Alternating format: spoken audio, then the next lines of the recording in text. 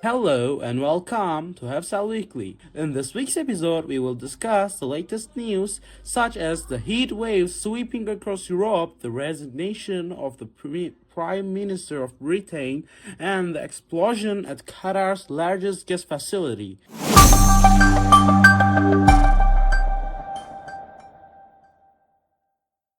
Starting with our first headline, a severe heat wave swept across Europe in June, with temperatures reaching record levels. Authorities issued heat warnings across much of the region, alerting people to risks to health, transport networks, and public services.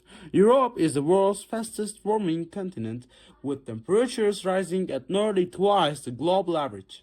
Much of its infrastructure, housing, and transport networks are designed for a cooler climate, making long periods of extreme heat particularly devastating.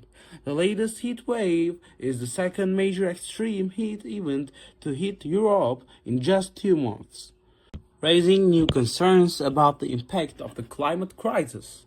According to the meteorological agency Meteo France, France became an epicenter, experiencing its hottest day on record. The national average temperature reached 29.8 degrees Celsius, surpassing the previous record set in 2019, while one town saw temperatures exceed 44 degrees Celsius. Since Thursday, 40 people have died from heat stroke in France, while 3 elderly people died near Bordeaux, and 2 children, aged 2 and 4, were found dead in a hot car in southern France. In Spain, a 90-year-old woman reportedly died of heat stroke at a nursing home near Bilbao, and a 68-year-old man is said to have died of heat stroke in Almeria. Public service officials are concerned about pressure on infrastructure, and public services temperatures in the UK are expected to exceed 38 degrees Celsius, prompting the Met Office to issue a red alert for extreme heat.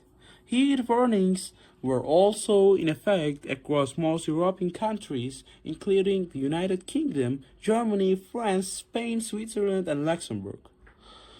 One reason Europe is so affected is that only about 20% of homes have air conditioning. In many northern countries, buildings have historically been designed to retain heat rather than dissipate it. Meteorologists explain that the extreme temperatures are driven by a heat dome supported by an atmospheric pattern known as an omega block. Under normal conditions, the jet stream carries air systems from west to east.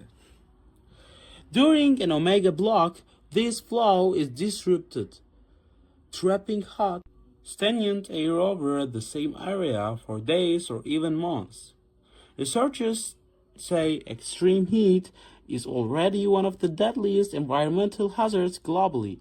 People over 65 account for about 90% of deaths from heat stress, while low-income communities are especially vulnerable because of poorly installed housing and physically demanding outdoor work. Scientists say climate change has made heat waves significantly more likely and more severe. This has drastically altered probability of extreme heat events. Heat waves like the ones we are currently seeing about 30 times more likely to occur than in the pre-climate change era. Extreme heat waves like the current one were once events that occurred only once every 300 years, but now they are occurring more often than once a decade. Authorities advised people to stay hydrated, avoid direct sunlight during the hottest hours of the day, keep their homes cool, and regularly check on elderly or vulnerable neighbors.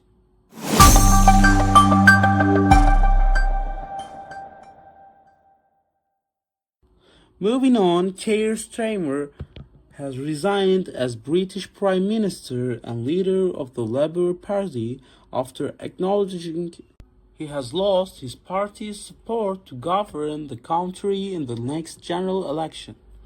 Starmer is expected to be succeeded by Andy Burnham, the former mayor of Greater Manchester. Burnham has confirmed he will be candidate to replace Starmer. Starmer's resignation means Britain will be preparing for its seventh Prime Minister in 10 years. This level of change is the highest seen in Britain in almost 2 centuries. This highlights the struggle for political leaders to maintain the support of angry voters over successive failures to improve living standards, public services, and combat illegal immigration. In a statement made outside his official residence in London, Starmer said he would ask the Labour Party's organizing committee to set a timeline for leadership contests to find his successor. Submissions will open on July 9 and close in mid-July. Starmer vowed to do everything in his power to ensure an orderly transfer of power and to give his successor his full support. Another potential candidate, former Health Secretary Wes Streeting, soon said he would support Burnham's leadership bid. Starmer's resignation was widely expected following a decline in support within the Labour Party and the party's disastrous performance in the local elections in early May. Burnham, meanwhile, pledged to bring stability, seriousness, and continued focus on the most important issues to Britain.